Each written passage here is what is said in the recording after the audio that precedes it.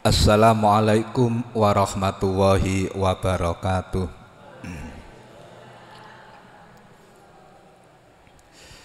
Innal hamdalillah nahmaduhu wa nasta'inuhu wa nastaghfiruh wa na'udzu billahi min sururi anfusina wa min sayyiati a'malina may yahdihillahu fala mudhillalah wa may yudlilhu fala hadiyalah. Asyhadu an la ilaha illallah wa asyhadu anna Muhammadan abduhu wa rasuluh. Allahumma sholli ala Muhammad wa ala ali Muhammad kama shallaita ala ali Ibrahim innaka Hamidum Majid. Allahumma barik ala Muhammad wa ala ali Muhammad kama barakta ala ali Ibrahim innaka Hamidum Majid. Faqala Allahu ta'ala fil Qur'anil Karim, a'udzu billahi minasyaitonir rajim. Bismillahirrahmanirrahim. Ya ayyuhalladzina amanu taqullaha haqqa tuqatih wa la tamutunna illa wa antum muslimun.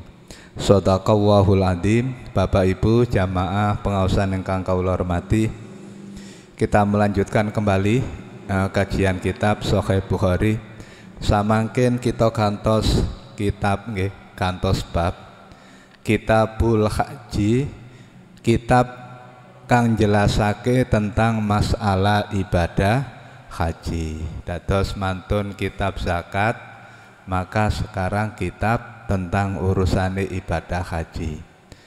Bapak Ibu, walaupun kula kalih panjenengan iki ada yang belum, ada yang sudah, nggih, tetap yang namanya ilmu, mempelajari ilmu, apalagi terkait dengan ayat-ayat suci Al-Quran maupun hadis Rasulullah, maka ini menjadi kewajiban kita untuk mempelajarinya.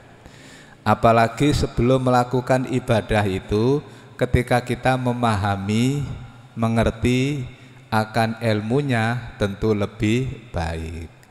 Tetapi tidak kemudian kita menunggu tak ngerti dhisik baru tak ngelakoni, niki sing mboten angsal. Sebagai contoh misalnya sholat, kita ibadah sholat tak belajar dilik, gak sholat belajar tok ngenteni paham akhirnya mboten sholat. Artinya belajar itu dengan mengerjakan, dengan mengamalkan bisa berjalan beriringan. Semakin lama akan semakin sempurna. Pada zaman Rasulullah pun juga seperti itu. Turunnya wahyu yang itu terkait dengan tata cara ibadah juga turun secara bertahap. Al-Quran turun secara bertahap dalam kurun waktu yang sedemikian lama. Mboten langsung sedinten Al-Quran turun 30 juz, hadis turun samoten kadahe mboten. Nanti semuanya itu proses ya. Makanya kalau kita tidak mengikuti proses, maka tentu kerugian yang akan kita dapatkan karena kita tidak akan bisa mengerti tentang berbagai macam ilmu yang kaitannya dengan ibadah kalau wau. Bapak Ibu, pada malam hari niki insya Allah kita kaji tentang masalah haji nggih, kitab urusane haji. Bismillahirrahmanirrahim. Babu wujubil haji wa fadlihi. Bab tentang kewajiban ibadah haji, wa fadlihi, dan keutamaan dari ibadah haji. Imam Bukhari membawakan satu ayat Al-Quran pada surat yang ketiga urutan dalam mushaf Al-Quran, ayat 97 nggih. Niki langsung napa namine dipotong enten gene tengah ayat nggih. Pada ayat itu Allah Subhanahu wa taala berfirman, wa qaulillahi taala walillahi 'alan nasi hijjul baiti man istata'a ilaihi sabila wa man kafara fa innallaha ghaniyun 'anil alamin. Walillahi lan maring Allah, lan kudu niat ikhlas karena Allah. Alan nasi menjadi satu kewajiban bagi manusia, hijjul baiti untuk melaksanakan haji ke Baitullah, kangge sinten man kanggene tiyang istatoa sing mampu, sing kuasa, sing sampai, yang mempunyai kekuatan ilaihi maring melaksanakan ibadah haji ke Baitullah sabilan ing dalan. Jadi menjadi kewajiban bagi semua manusia. Mantun disampaikan ala nasi enten male pendukunge manis tatoa. Artinya ternyata bagi yang mampu dalam hal menapa ilaihi sabila, mampu dengan segala macam persiapan untuk bisa menempuh jalan melaksanakan ibadah haji. Waman lan utawi sapane wong kafaro kang kafir sapa wong, kang kufur sapa wong. Maksudnya niki napa kok dihubungaken kali kufur? Umpami nggak ada rezeki, sudah mampu, sudah bisa melaksanakan ibadah haji, tibae mboten purun. Ini kan berarti mengkufuri nikmat yang sudah diturunkan Allah kepada dirinya, menutup-nutupi, tidak mempergunakan sebagaimana mestinya nikmat yang sudah diberikan Allah kepada dirinya. Maka Allah menyampaikan fa inna waha mongko sak temene Gusti Allah iku ghaniyun maha sugih anil alamina saking saking wong alam kabeh, saking semua manusia yang ada di alam ini. Makane umpami enten tiang-tiang sing gak ada kemampuan melakukan ibadah haji tapi mboten purun, maka itu bukan malah membuat Allah Subhanahu wa taala itu lemah, fakir, miskin. Tidak, Allah maha kaya. Artinya Allah tidak membutuhkan kepada makhluk atau manusia tadi. Justru manusia kita yang sangat membutuhkan akan pertolongan Allah Subhanahu wa taala. Jadi karena Bapak Ibu, kenapa Allah menegaskan seperti ini? Sebab memang ada kelompok manusia itu yang beranggapan kewajiban yang dibebankan kepada manusia dari Allah sebagai contoh ibadah haji itu adalah sebagai bentuk bahwa Allah itu butuh nanggone hambane. Gusti Allah iku butuh nek diperintah dilaksanakno. Gusti Allah iku butuh disembah, butuh diibadahi. Padahal ini keliru pendapat yang seperti ini. Justru kita ini yang butuh kepada Allah. Wonten kene surat Fatir ini kan enten. Ya ayyuhannas antumul fuqara, nggih. Wahai kamu sekalian manusia, kalianlah yang membutuhkan ilallahi maring Gusti Allah. Wallahu ghaniyun hamid, sementara Allah itu maha kaya, maha tidak membutuhkan akan semua hamba-hambanya, sekaligus maha terpuji. Ini yang harus kita pahami ya. Kita kembali ke ayat.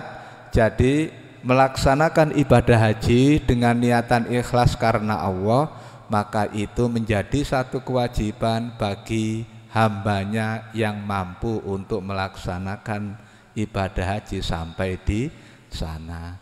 Makanya kalimat mampu niki mampu dalam hal segalanya, mulai dari fisik atau jasmani sekaligus rohaninya. Kita ke dalam hadis, nanti di belakang akan banyak penjelasan tambahan nggih. Haddatsana Abdullah ibnu Yusuf akhbarona Malik an ibni Shihab an Sulaiman ibni Yasar an Abdillahi ibni Abbas radhiyallahu anhuma, saking sahabat Abdullah ibnu Abbas. Qala Abdullah ibnu Abbas niku ngendika, kana ana sapa al-fadlu fadl iku radifu Rasulillahi sallallahu alaihi wasallam, anak nggih yang biasa digonceng, diajak Nabi naik kendaraane, naik hewan tunggangane terus digonceng, namine gonceng kan enten gene mburi. Jadi diletakkan di belakang Rasulullah ketika menaiki ontahnya. Walaupun nggih mboten mesti gonceng niku enten mburi, kadang kan nek lari-lari didelet teng ngajeng. Nah, kata Abdullah ibnu Abbas, fadl ini biasa nek Kanjeng Nabi teng pundi-pundi niku diajak terus digonceng enten gene wingkinge Rasulullah. Ketika Kanjeng Nabi sedang naik kendaraannya, naik ontahnya sambil membonceng sahabat fadl, maka faja'atim ro'atun, faja'at maka datang mongko teko sapa imro'atun seorang perempuan tiang estri min khos'am nggih. Oh nggih. Min khos'ama saking khos'am. Khos'am niki nama tempat, nama desa nggih, nama daerah. Ada perempuan yang berasal dari Khos'am ini mendatangi Rasulullah ketika menaiki kendaraannya membonceng fadl. Ketika ada perempuan yang datang, faja'alal fadlu, faja'alah mongko tumandang sapa al fadlu fadl, yanduru ningali sapa fadl ilaiha maring perempuan saking Khos'am. Barang ditingali fadl wayan duru lan ningali sapa watan duru nggih. Nggih, watan duru taniku. Watan duru lan ningali sapa perempuan kala wau ilaihi maring fadl. Dadi barang ditingali fadl napa? Oh. Barang ditingali fadl perempuan niku tibake perempuane nggih bales ningali. Melihat hal itu wajah Allah, maka Nabi kemudian berbuat tandang sapa Nabi sallallahu alaihi wasallam yasrifu ngenggokno minguno malingno sapa Kanjeng Nabi wajahal fadli ing wajahe fadl ila syikil akhir maring sisi sing liya. Karena bukan muhrimnya. Nabi nggih mboten nyeneni. Nabi tidak berkata-kata, tapi cukup dengan melakukan perbuatan memalingkan wajah fadl sing asale ningali dateng tiang estri wau dipalingaken teng sisi lintune, sehingga mboten ansal ningali perempuan kala wau. Maksudnya kok Rasulullah malingno niku tentu melarang fadl untuk melihat secara terus menerus. Adapun sekali tadi dibiarkan oleh Rasulullah. Barang kok terus gak leren-leren delok-delokan, maka Nabi segera memalingkan wajah fadl niku. Setelah dekat kemudian perempuan tadi berkata, faqalat mongko ngucap sapa tiang estri saking Khos'am wau, ya Rasulullah, wahai Rasulullah, inna faridatallahi, sak temene kewajibane Gusti Allah, ala ibadihi ing atase sekabehane kawulane. Niki kan jamak nggih, abdun satu hamba, nek ibadin ibadun niku jamak taksire. Fil haji ing dalem urusane ibadah haji. Ya Rasulullah, sak temene Gusti Allah mewajibkan nanggone hamba-hambane untuk melaksanakan ibadah haji. Adrokat sanjange tiang estri wau, adrokat nemoni sapa abi bapak ingsun saikhon kabiron, saikhon wong sing empun sepuh, kabiron nemen tuwae.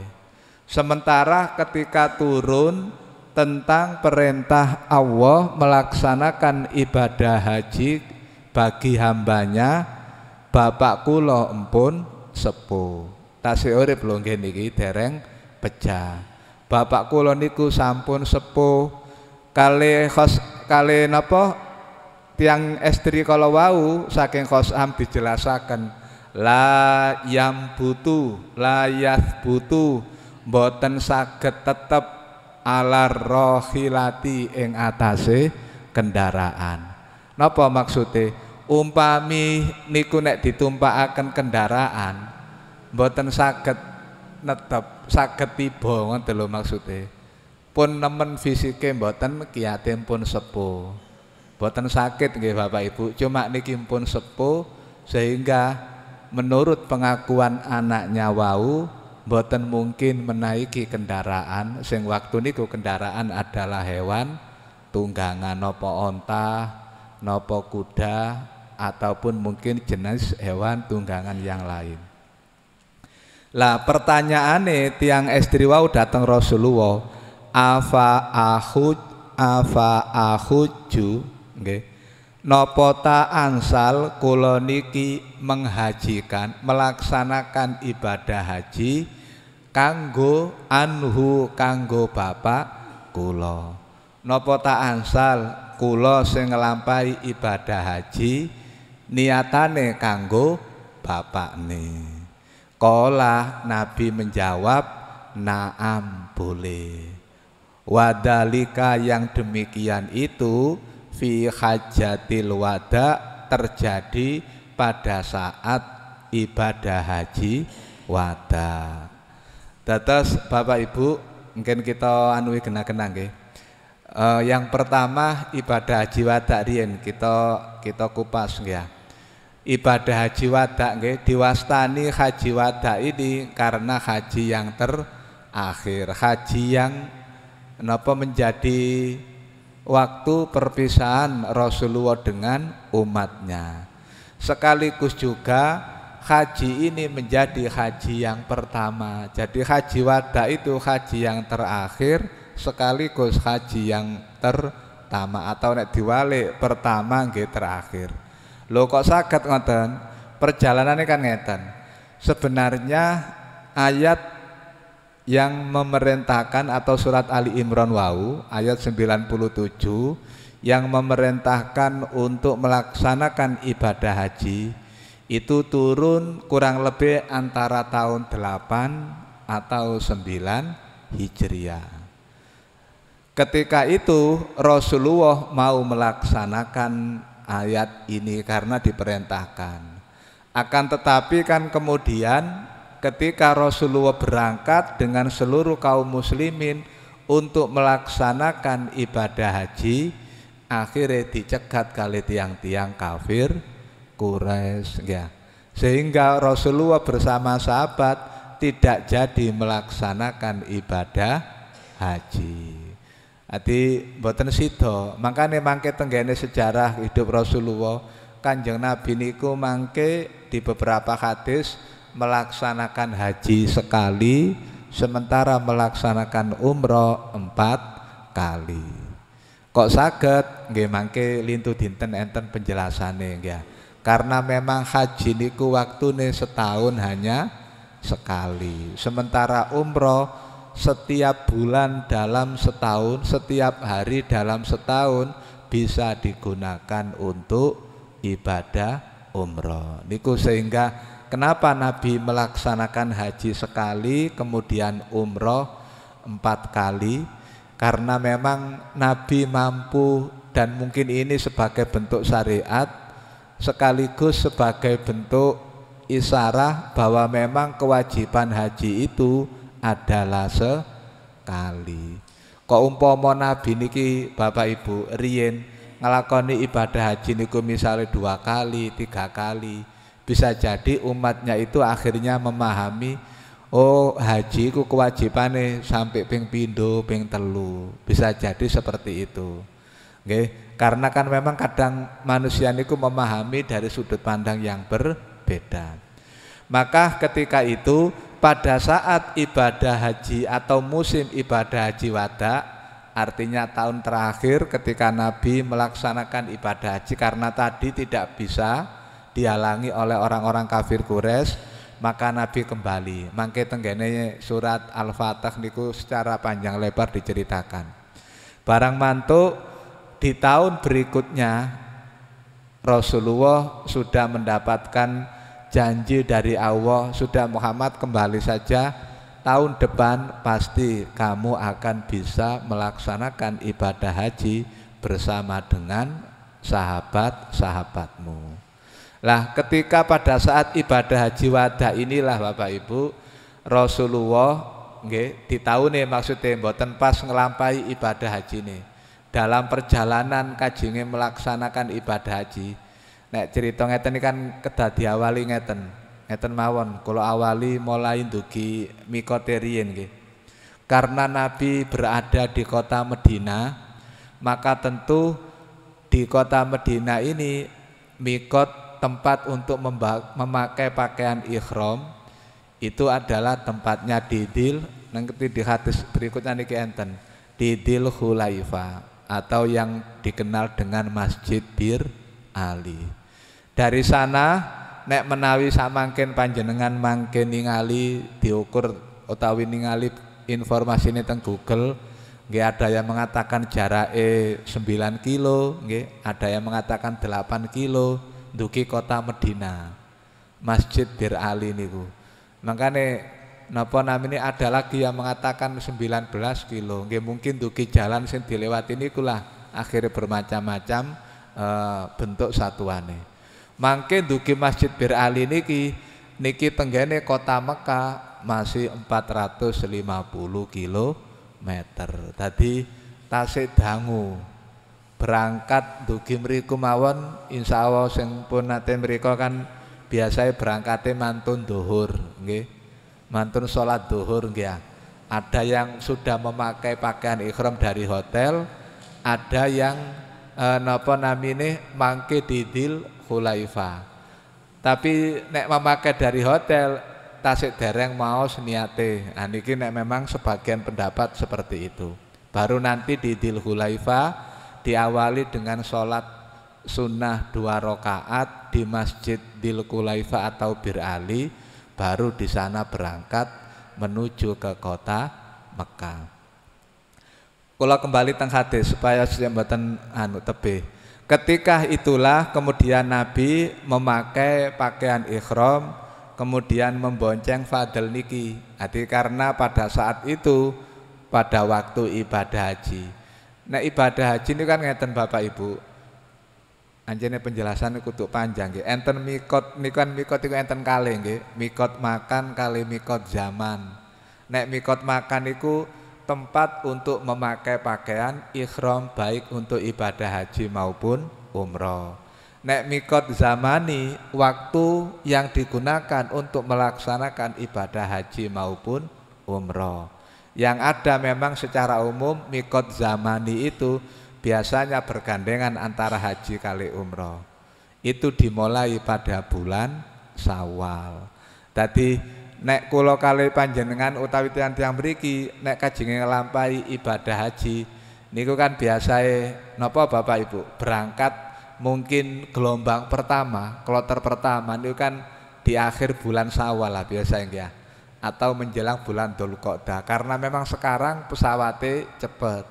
Tapi zaman Rasulullah dulu kendaraane onta, maka mikot zaman itu dimulai Syawal permulaan setelah hari raya Idul Fitri, maka di sana sudah mulai waktunya untuk melaksanakan ibadah haji.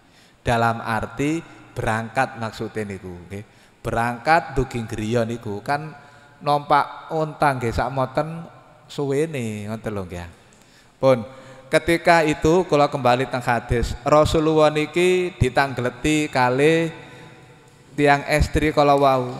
Rasulullah kewajiban haji niki ayatim pun turun, sementara bapak kula niku pun sepuh mboten saged naik kendaraan menawi nderek ibadah haji. Ansalah kula menghajikan tiang sepah kula. Nabi menjawab boleh. Yang jadi pertanyaan mungkin kalian permasalahan sing sering kita pahami. Kula tanglet teng panjenengan. Tiang estri kala wau sing kate menghajikan tiang sepahe kajenge ngelakoni ibadah haji tapi kanggo bapakne niku pun nglampahi ibadah haji napa dereng? Dereng. Krana nggih niki kait ibadah haji. Soale kan enten pendapat ulama niku gak oleh ngajino wong liya nek awake dhewe durung lunga kaji. Ngoten lho maksude niku kula jak jenengan berpikire ngoten wau. Karena Rasulullah maupun istri kalau wau tiang istri kepethuk nggih taun niku. Rasulullah nggih nglakoni ibadah haji nggih taun niku mang, artinya haji wada niki karena tahun sebelumnya tidak jadi. Sementara tiang istri niku wau nggih dereng nate nglampahi ibadah haji nggih sakniki karepe melok bareng Rasulullah. Terus Bapak Ibu, ibadah haji niku kan setahun niku waktune namung sepindah. Makanya enten istilah haji itu adalah wukuf di padang Arafah. Sementara umroh itu tawaf di Baitullah. Padahal rangkaian tata cara ibadahnya itu hampir sama. Nanti yang membedakan ketika wukuf maupun balang jumroh. Nek tawafe sami, saine sami, memakai baju ihram nggih sami. Amalan-amalan lain salat di belakang makom Ibrahim nggih sami ya. Maka dari itu boleh menghajikan orang lain, maksudnya yang sepaham maksud kula nggih. Niku walaupun dirinya belum melaksanakan ibadah haji.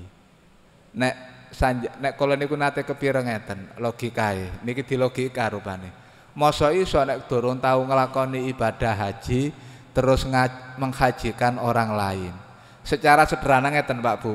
Mosok iso sih nglakoni sesuatu nek awake dhewe iku durung tau nglakoni ngono lho. Nglakoni kudu dikek kanggo tiyang lintu.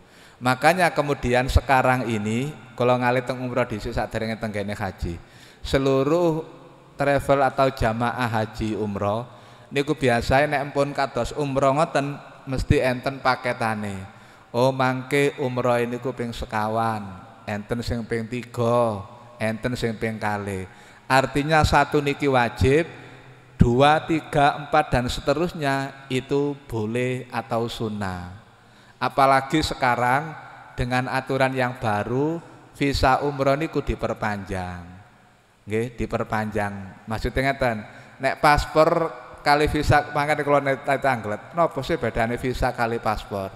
Tibake yancene seje. Ibaratnya nek kula memahami lho nggih. Paspor iki padha ambek alat kula kali jenengan kangge keluar negeri. Negeri pundi mawon pun wong namine paspor ngoten lho. Langkin visa niki terkait kali negeri sing dituju. Umpami kita nggak ada paspor, saniki kajenge tenggene Malaysia, enten gene mriku pirang dinten niku mungkin enten nanuan visa. Lah ngoten lho maksude. Nek memangi visa niku waktune ana kono seminggu, nggih pun harus segera kembali.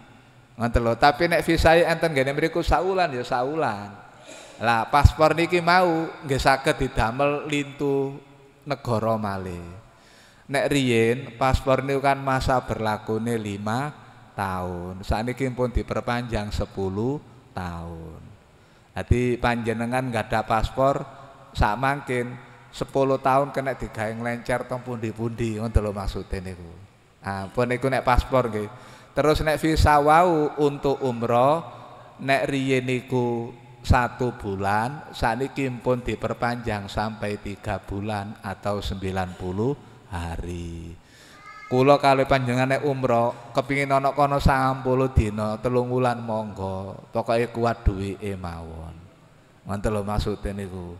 Jagakno ana nggone masjid tok engko beke ana napa namine takjil wong entene nggih nek dina Senin utawi Kemis niku. Niku pun nek gelem antri ana nggone masjid. Kula dhewe kaitan niku nggih kaget. Wis enak lungguh marono enten tiyang beber plastik ngoten nggih. Beber plastike. Mari beber plastik ana maneh sing ngedumi kurang mangke dideleng arepe wonten. Mantun krungu enten sing kei susu, enten roti. Marono tiyang-tiyang nyidak dep-depan. Kula tingali sing kawadan niku tibake tiyang Indonesia nggih. Maksudnya ngeten Pak Bu, kalau mboten menganggap karuan kok misalnya mangan iku bareng, iku iso diarani poso. Wong sing bagi durung mari ku wis dipangan. Entek didomi maneh, dipangan maneh kan berarti nggih mboten nglampahi siam sunnah baik Senin maupun Kemis wonten lho nggih. Mungkin kadang mantun Joko mriki dianu malih tenggen lintu malih wong gene kuwadah tiap sop wonten. Ngelumpukno panganan iku wis engko kena digawe nggawa mulih mboten. Kurma nggih konten nek engkeki kathah Pak Bu, mboten setunggal kali nggih diwadahi kados kerdus napa namine mika ngoten lho nggih. Enten sing diwadahi kados kobokan ngoten. Kathah niku malah kula tingali nggih kurma sukari sing diparingaken niku. Pun ketika itu kemudian berarti tiang estri niki Bapak Ibu ngelampahi ibadah haji kangge tiang sepahe. Boleh nggih melaksanakan ibadah haji kangge tiang sing urip. Kula kembali teng umroh. Mangkane waktu mungkin umroh sing pertama niku wajib kangge tiange. Lah niki lah mangke teng perbedaane. Tiang-tiang lintu nggih ngapunten sebagian itu ada yang berpendapat ngenten. Gak oleh ngumrono wong. Cuma wong niki dalam arti wong sing ya napa? Kalau kita memahami dari hadis ini, boleh kita menghajikan maupun umrono tiang sepuh menawi tasik gesang, terus tiangnya memang mboten kiat. Enten lho. Adi memang betul-betul mboten kiat, maka boleh kita mengumrohkan. Mungkin kok didelek umroh sing kedua maupun sing ketiga. Sementara yang menjadi perbedaan ini terkait kali tiang sing empun pejah. Pendapat yang membolehkan ini memakai dasar ngeten. Mangke tenggene hadis wingi ngenten. Nabi kok umpama tiang sepa kula riyin niku gesang. Kula nate kepireng, enten sing gawe kalimat nate kepireng, kula memahami enten sing wonten bahwa tiang sepakula niki kepingin ngelampahi ibadah haji utawi ibadah umroh. Napa sakniki kula sebagai anake gadah kewajiban ngelaksanakaken keinginane tiang sepa sing boten nate kelakon niku. Maka laksanakan. Niki kedah dipahami nggih. Yang kedua, kondisine sak mangken ngeten.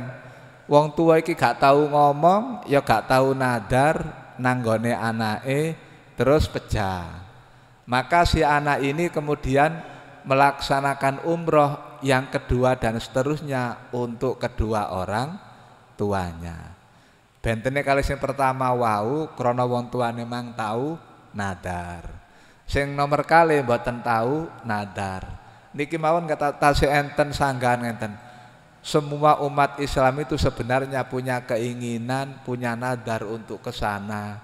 Cuma terkait dengan saged mbotene itu banyak hal yang menjadi kendala. Enten sing ngoten. Tapi ini nggih saged dibantah Bapak Ibu. Kenyataannya banyak orang yang kaya tapi tidak mau melaksanakan ibadah misalnya umroh atau ibadah haji.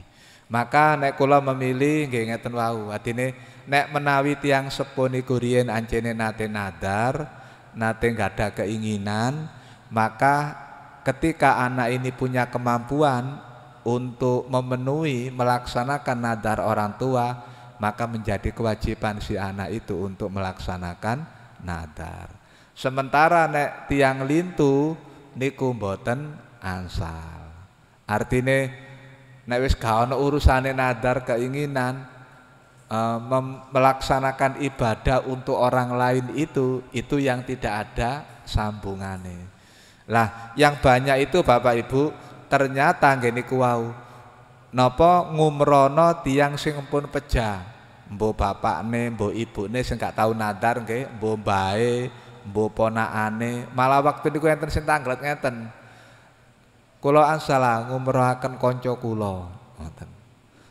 Ditanggleti kanca sampeyan niku tasih urip napa pun pejah, tasih gesang. Lah terus mboten saged nglampahi ibadah umroh dereng enten biaya.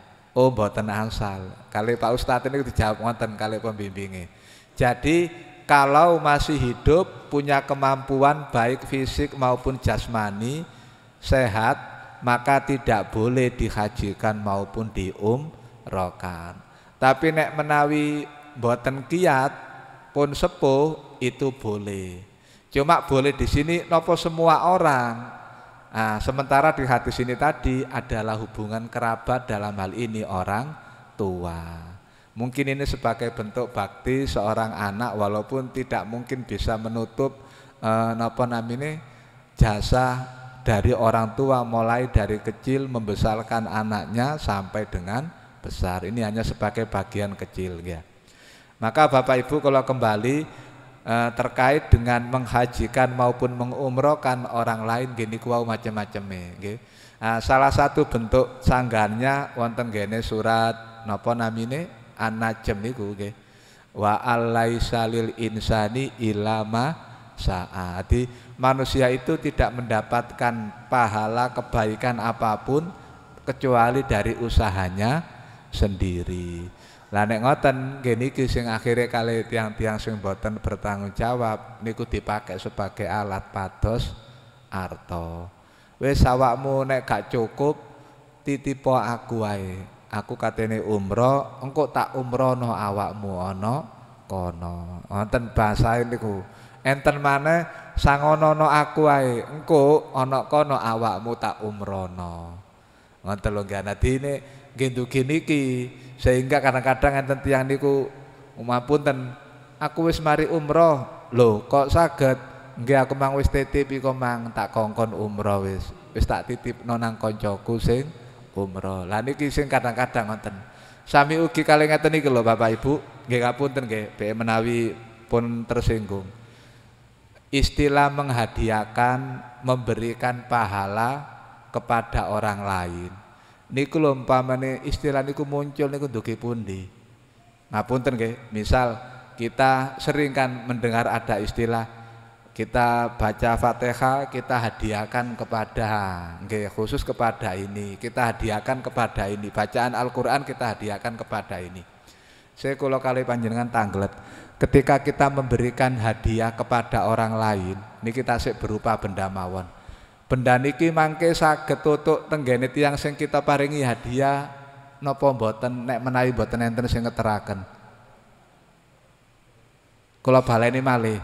Umpami kita niki badhe maringi niki lho, maringi nginum, kula misale tenggene Cak B. Niki nek menawi mboten enten sing beto mriki kalih mriku niku lho. Saged tutuk napa mboten sing kula paringaken. Mboten, kula kepingin maringaken niki tenggene Cak B, mosok kula uncalaken ngeten mboten. Saniki kula balike ngeten. Nek kita kepingin menghadiahkan niki nek misale digawe bener. Kita menghadiahkan bacaan Fatihah kepada orang yang sudah meninggal. Terus sing beto niki sinten? Beto pahala Fatihah niki lho nanggone tiyang sing pejah niku lho sinten? Ngertos Bapak Ibu?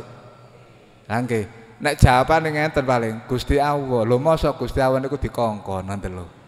Mosok Gusti Allah niku dadi pelayan kula kalih panjenengan. Mangkane mangke enten gene hadis Sunan Abu Daud, di sana niku disebutaken ngenten. Niki tenggene kitab tauhid niku insya Allah di bab yang ke sekitar 65-66 lah nggih.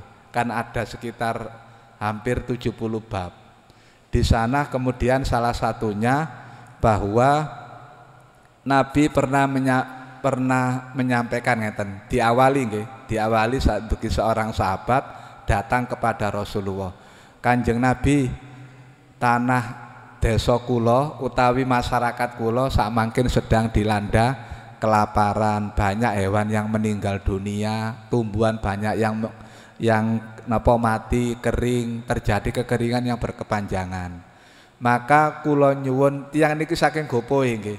Kula nyuwun dhateng panjenengan supados panjenengan donga dhateng Gusti Allah agar kita diparingi udan. Loh, niki kalimat niki sing bener. Kemudian dilanjutkan kalimat yang kedua. Kanjeng Nabi, kula nggih ngoten kepingin dadosaken Gusti Allah sebagai perantara njaluk dateng sesami menungsane. Ketika Nabi mendengar niku, Nabi langsung marah sampai membaca tasbih berkali-kali, subhanallah, subhanallah, sambil memerah wajah Rasulullah. Para sahabat yang ada di situ tahu kalau Nabi sudah posisi seperti itu berarti betul-betul marah. Sehingga kemudian setelah itu Nabi menegur, apakah Allah itu pesuruhmu sehingga kamu jadikan perantara untuk sesamanya? Maka Nabi menyampaikan tidak boleh seperti itu. Jadi yang boleh itu kalau kamu meminta kepadaku untuk membantu mendoakan kepada Allah agar diberi hujan. Terus kita sesama manusia tidak boleh menjadikan Allah sebagai perantara. Kados yang disampaikan kali sahabat wau. Niku posisine kondisine sami napa mboten kali sing kula paringaken contoh wau. Adi kita hadiahkan bacaan Fatihah niki dateng mereka datang mereka, apalagi disebut sampai beberapa generasi. Maka yang membawa niki sinten ngoten lho nggih sing kula maksud. Niki napa kula sampai akan hubungannya kali masalah haji kala wau. Dadi nek menawi mangke teng umroh niku dilampahi kula ngumrono bapak kula sing pun pejah. Kula ngumrohaken ibu kula sing pun pejah, mbak kula sing pun pecah. Lah niki mangke kan nggih ugi bertentangan kali idamatal insanu ing qata'a amaluhu ilamin salasin. Menungso nek pun pecah seluruh amaliannya terputus. Mboten enten aliran pahala kecuali dugi tiga niku. Napa niki wau termasuk dugi tiga niku?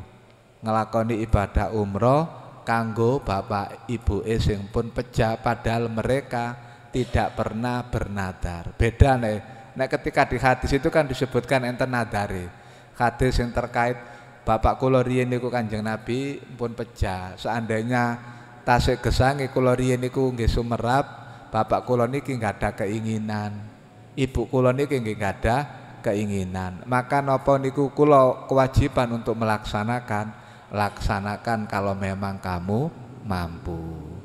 Jadi Bapak Ibu, ada perbedaan ketika kita meminta sesama manusia yang masih hidup loh niki.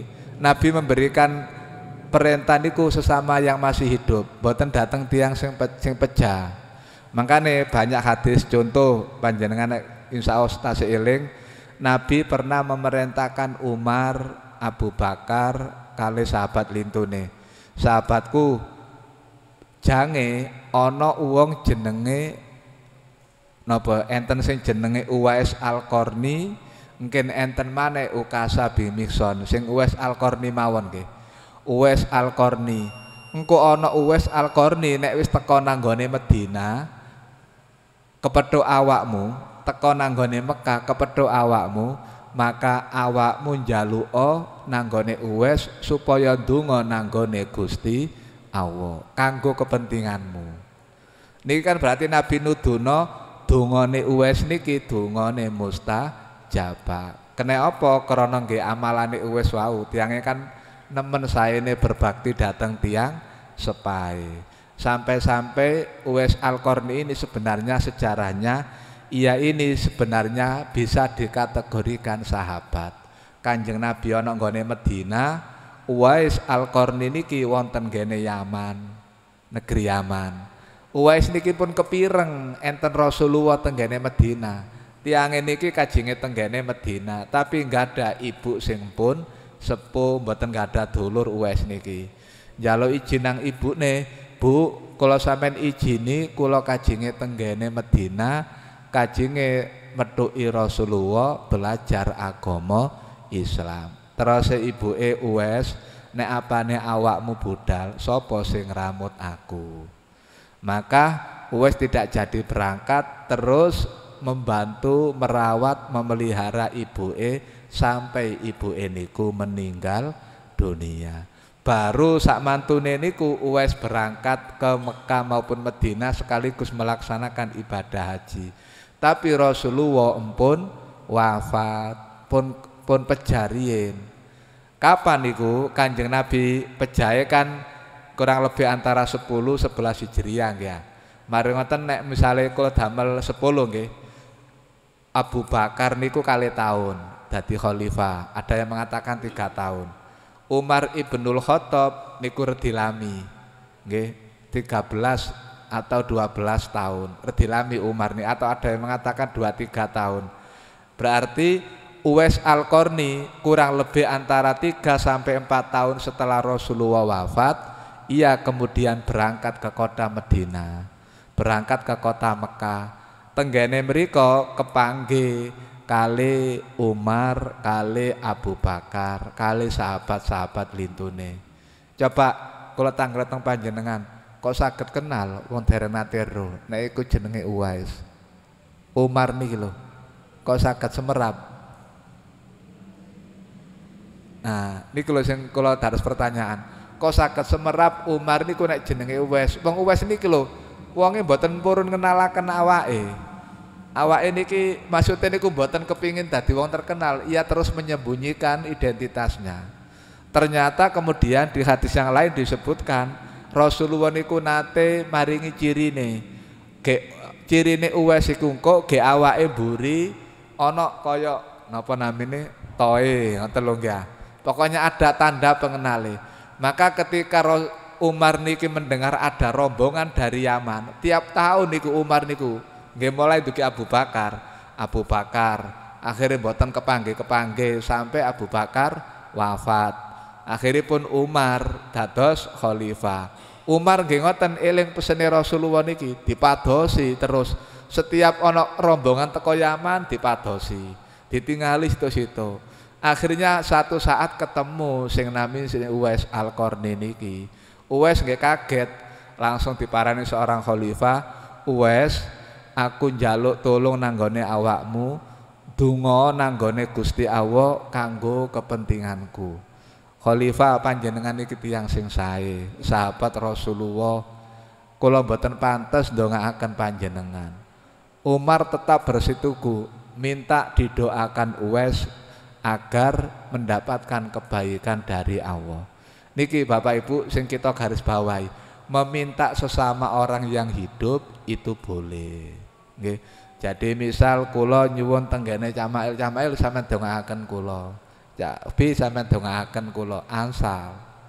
Sing mboten ansal niku nduk nyuwun nanggone sing mati. Mbah, kula sampeyan dongakno apa? Cek laris oleh dodolan niki. Kanjeng Sunan, Kanjeng Wali sampeyan dongaaken poko kula. Ah, niki sing mboten asal. Sing asal niku napa? Kita dongaaken teng sing pejah niku asal. Ndongakno lho Pak Bu nggih, mboten kirim donga.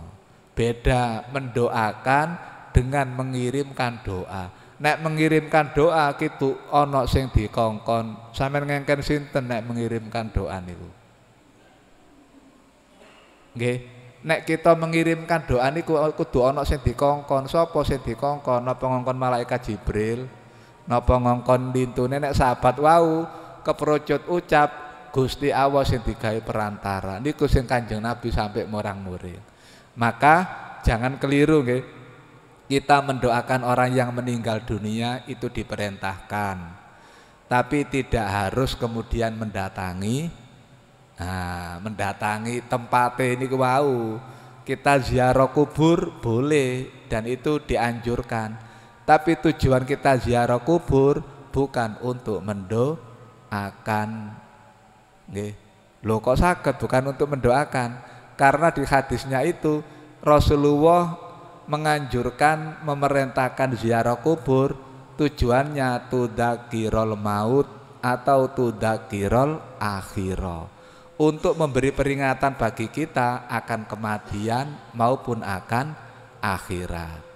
Lah nek ngoten napa mboten perlu donga? Nggih enten tuntunane. Artinya Rasulullah sudah memberikan tuntunan doa bagi kita untuk berziarah kubur. Assalamualaikum daro qaumi mukminin atau assalamualaikum ya ahladiyar. Lah sementara kalau kita mendoakan orang yang meninggal dunia bisa dari tempat manapun kita berada. Panjenengan waktu sholat mpun dongaaken tiyang sing mpun pejah. Mungkin malih waktu mantun sholat mustajabah donga maneh enten Robbana firlana wali ikhwanina ladina sabaquna bil iman wala taj'al fi qulubina ghillal lil ladina amanu Robbana innaka raufur rahim. Kula kali tanglet niki Bapak Ibu.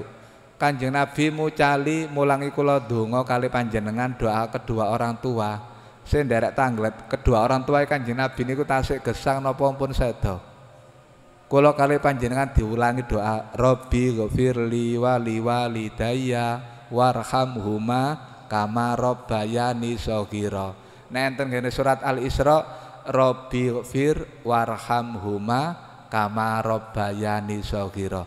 Niku posisine tiyang supaya Kanjeng Nabi pun tilar napa tasik gesang? Mpun tilar. Nggih, mpun tilar. Napa maksude? Maksud kula niku ngenten lho. Doa niku mpun kangge tiyang sing urip, nggih kangge tiyang sing pejah. Mpun cukup wonten lho maksud kula niku. Niku pun menyeluruh. Ketika kula kali jenengan donga, Robbi firli ya Allah, ampunilah kedua orang tuaku, ampunilah aku dan kedua orang tuaku. Kedua orang tua sing donga niki baik waktu gesang maupun waktu sedo, baik ketika masih hidup maupun ketika sudah meninggal dunia. Lho panjenengan lho pun sering donga niku nggih. Nomor kali ini nek di dalam sholat assalamu alaina wa ala ibadillahis sholihin. Sami kali ngeten Pak Bu. Kenapa kok doa Rasulullah memperbanyak doa Rabbana atina fid dunya hasanah? Kalimat naniku menunjukkan kami ini tidak hanya orang yang hidup, orang yang sudah meninggal dunia pun juga termasuk dalam kategori itu. Jadi secara menyeluruhnya niku ngoten. Pun kalau kembali, jadi hadis ini sekaligus memberikan satu pelajaran bagi kita. Boleh kita menghajikan sebagai anak, menghajikan orang tua kita yang sudah tua, tidak mampu dan masih hidup, untuk kita lakukan ibadah haji niatnya untuk kedua orang tua kita. Nah misalnya panjenengan takok ya apa niate, nggih niki kula mirengaken ketika diwucal. Mungkin Bapak Ibu sing pun nate umroh nggih ngoten. Kula pirengaken ae. Pola kan disijikaken nggih. Sampeyan umroh kangge sinten? Sing kedua, ketiga dan seterusnya. Kula umroh dhewe, oh sampeyan ana pinggir rene. Sampean kula umroh kangge tiyang sepak kula pinggir kene. Kan ngoten nggih dilumpuhaken. Mantun didhewekaken sing tiyambak dhilik kula wuruki niate. Mare ngono sing niki kula wuruki niate. Kula tingali ki kados-kados yo gak ono niate umroh niku. Ngoten lho nggih. Niki kok ana niatan ngono, ngoten lho nggih macam-macam. Yang penting kan ketika kita memakai pakaian ihram, maka di saat itulah ada tata tertib yang harus kita jaga. Jadi kita mulai membaca kalimat talbiyah. Setelah itu kita melaksanakan sholat sunnah tahiyatul masjid. Karena tempat-tempat mikot niki Bapak Ibu semuanya itu adalah masjid. Kecuali nek ya lam niku kan nek tiyang dugi Indonesia menawi numpak pesawat ya lam niki mboten enten bandarae, mboten saged mudhun. Makanya biasa niku pilote maupun pramugarine menyampaikan kita sekarang ada di posisi di atas ya lam segera memakai pakaian ihram. Padahal pesawat niku kecepatannya mboten karu-karuan. Kecepatannya pesawat ini kan kurang lebih 1 km per detik. Sak detik ini kurang salah 1 kilo pesawat ini bantere. Nggih. 1 detik ini lho Pak Bu 1 kilo bantere pesawat niku. Jarak tempuh ini lho. Mungkin nek digedhekaken 800 km per menit. Jadi niku kan pun per jam nggih satuane biasa 800 km per jam. Niku nek dibagikan ketemu 1 km per detik kurang luwih ini ngoten. Lah, mangke ketika nek tenggene ya lam tidak bisa kalau jamaah dari Indonesia. Tapi kalau orang-orang dari Yaman bisa, di sana ada tempat masjidnya untuk sholat, ya. Terus tenggene Dzul Khulaifah wau enten Masjid Bir Ali, enten gene Jirona enten Masjid Birona, enten gene Tanim enten Masjid Aisyah. Kabeh niku nek kajenge ndamel baju ihram baik haji maupun umroh. Mungkin nek mantun pun memakai, nggih kan diawali dugi mandi dulu sing nggih mandi besar. Niki biasa dilampahi tenggene hotel biasa nggih. Utawi nek teng mriku mboten nututi kali katahe tiyang. Dilampahi tenggene hotel teng mriku mangke kantun damel pakaiane terus melaksanakan sholat tahiyatul masjid. Sampeyan nate kepireng enten salat sunah umroh niku. Salat sunah ihram maksud kula. Nggih, kalau wingi niku nggih kula disampaikan bagi yang meyakini ada tuntunan salat sunah ihram, maka salat 2 rakaat lagi. Kalau mangke nek niki pun kita kaji kabeh, mboten nate kita panggi. Maupun di hadis yang lain tidak ada. Nabi melaksanakan sholat 2 rakaat itu untuk tahiyatul masjid. Baru setelah itu berangkat kali maos labaik Allahumma labaik dan seterusnya niku. Labaik la syarika laka labaik. Bapak Ibu, nek menawi niki pertanyaan mawon, menawi enten tiang Mekah tiyambek nek badhe haji maupun umroh enten gene sekitar Masjidil Haram niku Mekah tiyambek. Maka nek menawi mundhut mikot saking pundi? Tentu memilih tempat-tempat mikot sing terdekat. Nggih, nek misalnya teng area Masjidil Haram, maka orangnya ini harus keluar dulu ke tanah halal. Makanya teng mriku niku Pak Bu, enten mangke setiap jalan itu ada batas tugunya. Ada al-ardu halal, al-ardul haram wonten. Tanah haram kali tanah halal. Napa bedane? Mangke nek tenggene misale enten dalan ngoten. Niku mungkin dibagi kali. Kalau menuju ke tanah haram ini untuk orang-orang muslim, orang-orang Islam. Bagi orang-orang ghairul Islam tidak diperbolehkan masuk ke tanah haram. Maka harus melalui jalur tanah halal. Dadi kados tanah haram niku dibunderi daerah Mekah niku. Setiap jalan niku enten tugune. Jadi yang ada tanah haramnya itu hanya di kota Mekah. Nek teng Medina mboten enten, Medina niku tanah halal. Lah, ketika memakai pakaian ihram mikot itu harus di luar tanah haram. Tidak boleh memakai mikot itu di dalam memakai baju ihram itu di dalam tanah haram. Untuk memulai ini loh niku maksud kula ya. Umpamane kita ngelakoni ibadah umroh dugi Jeddah langsung nanggone Mekah. Mboten damel baju ihram niki mang cek baju biasa. Langsung mlebu nanggone hotel. Mari ngoten kajenge umroh atus-atus kono sembayang 2 rakaat padahal iku dite masjid nggih umroh maupun masjid.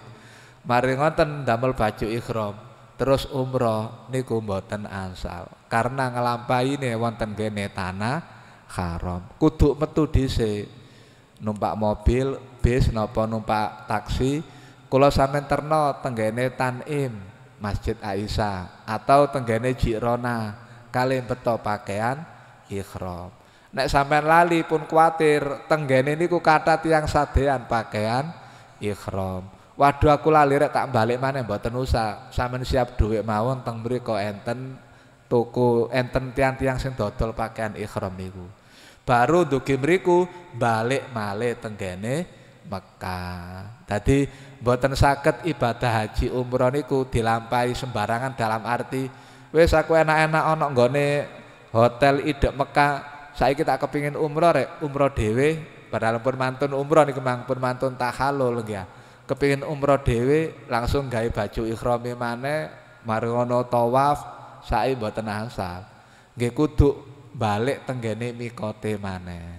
Setelah tahallul selesai kepingin umroh maneh nggih ngoten kudu nang mikote maneh. Tempat untuk memakai pakaian ihram. Kula riyen ketane ngeten lah ya, lah apa sih nek ihram iku kudu ngeten. Tibake memang penjelasannya itu seperti itu. Nanti di sini juga ada. Jadi kenapa Nabi ketika dari Medina harus di Bir Ali? Karena akses dalan ini pun mboten enten malih. Nek enten gene Tanim, dalane mungkin benten Bapak Ibu ya. Dadi perjalanannya kayak ngoten dangune. Wonten sing ditangletaken? Mungkin cerita lintune nek bab berikute mawon. Enten sing tangletaken mboten? Nggih, monggo. Setelah anak sampun nggih. Nggih. Sampun. Nggih. Dados menawi enten anak menghajikan tiang sepahe nggih dalam arti melaksanakan ibadah haji kangge tiang sepahe, maka kewajiban anak ini terhadap ibadah haji apa sudah terpenuhi ataukah belum? Maka jawabannya belum. Belum, nggih. Jadi lare niki tetap punya kewajiban ketika ada kemampuan untuk melakukan ibadah haji. Bapak Ibu memang ada dua pendapat. Ngeten dua pendapat niku. Pendapat yang pertama, satu ibadah bisa diniati beberapa macam atau lebih dari satu kali. Contoh melaksanakan ibadah haji misalnya, aku haji ki kanggo aku, ya kanggo bapakku, ya kanggo ibuku. Tapi nggih pisanan tok niku, ngoten lho. Nah, ada yang berpendapat seperti itu. Pendapat yang kedua, tidak boleh melakukan satu ibadah untuk beberapa niat. Alasannya sakjane hadise sami. Nek sing pertama wau hadis niku ngeten. Dicukuk ngarepe tok. Innamal a'malu binniyat wa innamal likulli imri'in ma nawa. Niku pendapat yang pertama, mboten diterusaken hadise. Pendapat yang kedua diterusaken. Terusane kan enten-enten. Famangkana hijratuhu ilallahi wa rasulihi fa hijratuhu ilallahi wa rasulihi. Wa mangkana hijratuhu ila dunya awi mra'atin yangkihuha fa hijratuhu ila ma hajara ilaihi. Pendapat yang kedua ini mengatakan, kayak kono lho wis disebutna, sapa wong sing hijrah niatane krana Gusti Allah, krana Rasulullah, taat patuh ngikuti perintah, maka ansal pahala. Tapi niate hijrah iku gak krana iku, aku niate kepingin oleh arek wedok sing rencanai tak rabi, tak senengi, ya engko oleh iku. Ngoten lho.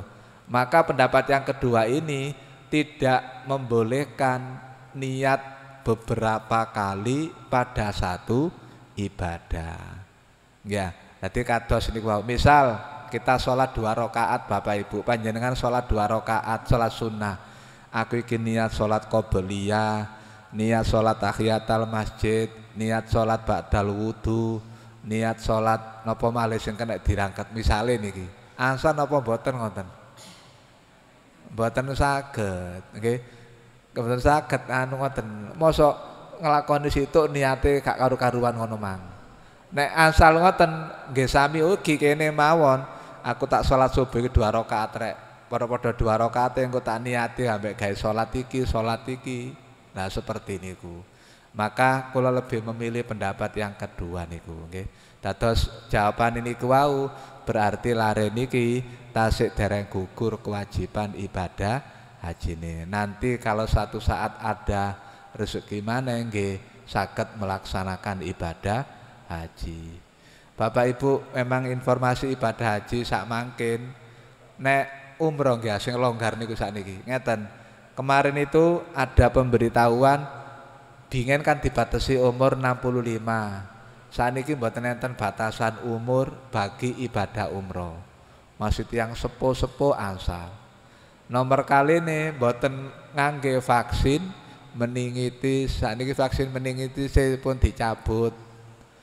Pemerintah Arab Saudi loh niki maksudnya nggih. Dadi membuat kelonggaran yang ibadah umroh boleh usianya masih tua, mboten dibatasi. Yang kedua tidak pakai vaksin meningitis. Yang ketiga wanita tanpa mahram diperbolehkan. Tadi ngonten maksudnya anu tiyambak asal. Untuk umroh niku semuanya dilonggarkan. Termasuk ngene ku wau visae nggih diperpanjang sampai 90 hari. Tapi nek kangge urusane haji niki tasih ketat. Kenapa Bapak Ibu? Nggih krana haji niki sekali. Kita bayangkan wong sak donya nek kate gak diketati kuwatir ngen timbul korban jiwa. Lah nek umroh kan saged menemben gak bareng-bareng ngoten lho maksude niku nggih. Dadi ini seperti itu. Nah, yang terakhir Bapak Ibu, informasi saat ini kan panjenengan niki tambahan mawon nggih.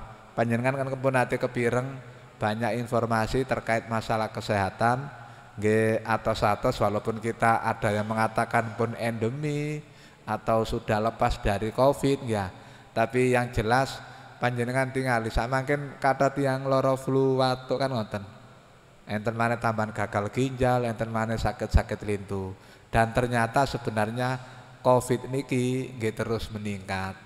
Cuma nek panjenengan pun nate vaksin nggih tetap mawon perlakuane Sementara sing dereng nggih kedah dijaga baik secara ikhtiar jasmani maupun ikhtiar rohani nggih melalui donga lan lintu-lintune. Nggih. Nggih niku mawon. Kula kajenge anuaken lintu nggih mboten ecoh lintu dinten mawon nggih. Sampun nggih. Nggih. Monggo kita akhiri kali bacaan kafaratul majelis. Subhanaka Allahumma wa bihamdika asyhadu an la ilaha illa anta astaghfiruka wa atubu ilaik. Assalamualaikum warahmatullahi wabarakatuh.